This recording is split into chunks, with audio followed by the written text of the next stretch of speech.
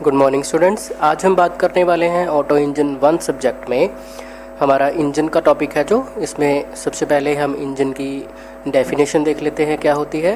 The engine or machine which converts heat energy from the combustion of fuel or any other source and converts this heat energy into mechanical work is called a heat engine.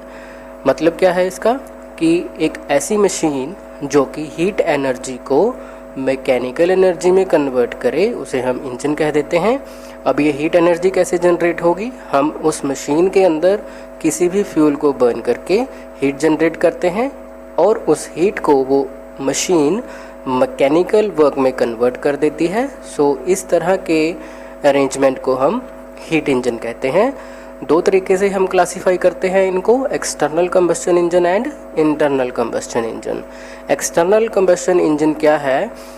ऐसा engine जिसमें कि fuel की burning जो है वो कहीं external source के अंदर की जा रही है, मतलब इंजन के अंदर ना करके कहीं और हम हीट प्रोड्यूस कर रहे हैं और उस हीट को हम किसी सेकंड फ्लूइड में ट्रांसफ़र करेंगे। उस सेकंड फ्लूइड से हम हमारे इंजन में मैकेनिकल वर्क जनरेट करेंगे। For example steam engine. अब स्टीम इंजन में क्या होता है, हम कहीं फ्यूल को बर्न करते हैं और वाटर को स्टीम में कन्वर्ट करते हैं। उस स्टीम को पिस्टन सिलेंडर अरेंजमेंट में इंजेक्ट किया जाता है, उससे मैकेनिकल वर्क जनरेट होता है, मतलब piston up and down move करता है जिससे हमें मैकेनिकल एनर्जी मिलती है।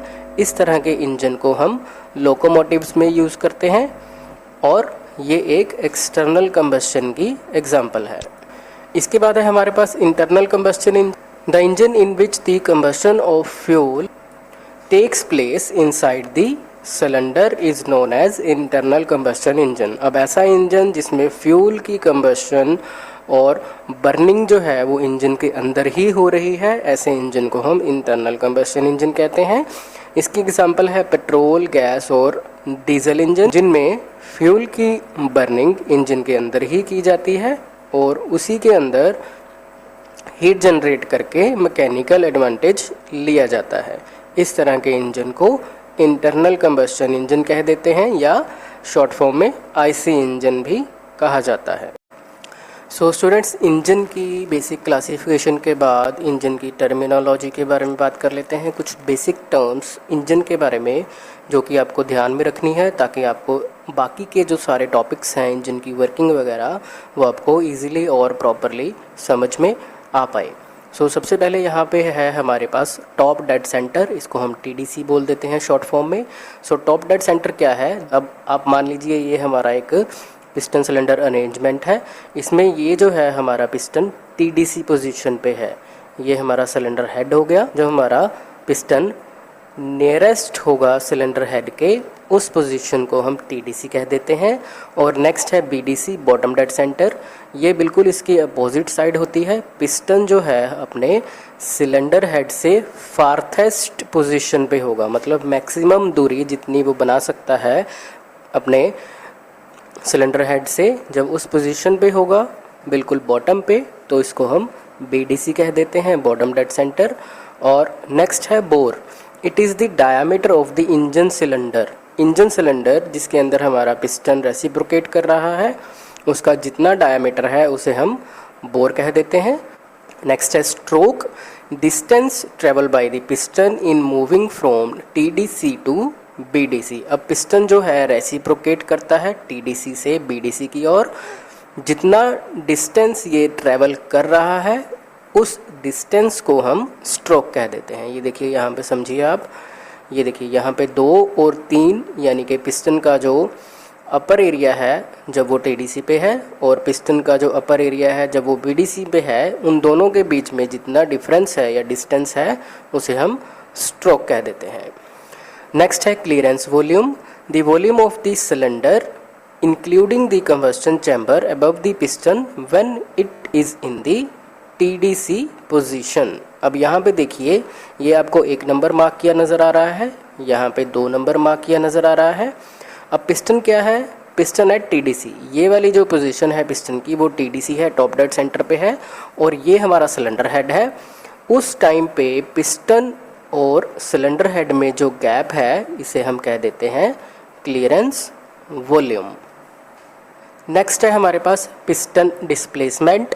This is the volume swept by the piston in moving from TDC to BDC। This is also called swept volume. अब सिंपल भाषा में आपको बताऊं तो पिस्टन TDC से BDC की ओर जाते हुए या BDC से TDC की ओर जाते हुए जितना भी वॉल्यूम अपने साथ कैरी करके लेके जाता है एयर का या फ्यूल का, उसे हम स्वेप्ट वॉल्यूम या पिस्टन डिस्प्लेसमेंट कह देते हैं। नेक्स्ट है हमारे पास engine capacity. This is the total piston displacement or the swept volume of all the cylinders. कहने का मतलब है अब एक सिलेंडर इंजन में पिस्टन जितना डिस्प्लेस कर रहा है या जितना वॉल्यूम वो लेकर के जा रहा है उसे हम इंजन कैपेसिटी कहेंगे। अगर हम मल्टी सिलेंडर इंजन की बात करें तो वो सारे सिलेंडर्स के वॉल्यूम को टोटल करके जो हमारे पास स्वेप्ट वॉल्यूम आएगा उसे हम इंजन कैपेसिटी कहेंगे। नेक्स्ट है हमारे पास compression ratio. This indicates the extent to which the charge in the engine is compressed. This is calculated as the ratio of the volume above the piston at BDC to the volume above the piston at TDC। अब यहाँ पे समझने वाली बात है, देखिए थोड़ा सा। कंप्रेशन रेशियो एक रेशियो है। वो किस चीज़ की रेशियो है? जितना भी वॉल्यूम पिस्टन के ऊपर है जब वो BDC पे है और जितना भी वॉल्यूम पिस्टन के ऊपर है जब वो TDC पे है, तो उन दोनों वॉल्यूम्स की रेशियो को हम कंप्रेशन रेशियो कहते हैं। पेट्रोल में हम ज़्यादातर कंप्रेशन रेशियो 8 से 10 के बीच में रखते हैं और डीजल के केस में 15 से 24 के बीच ये रेशियो वेरी करती है। नेक्स्ट है हमारे पास इंडिकेटेड पावर, इसको हम IP कह देते हैं। The power developed within the engine cylinder is called as indicated power. This is calculated from the area of the engine indicator diagram. This is usually expressed in kilowatts। अब cylinder के अंदर जितनी power generate हो रही है उसे हम indicated power कह देते हैं। ब्रेक पावर है इसके बाद हमारे पास BP। ब्रेक पावर क्या है? This is the actual power delivered at the crank shaft. अब क्रैंक शाफ्ट के ऊपर जो हमें पावर मिल रही है उसे हम ब्रेक पावर कहेंगे।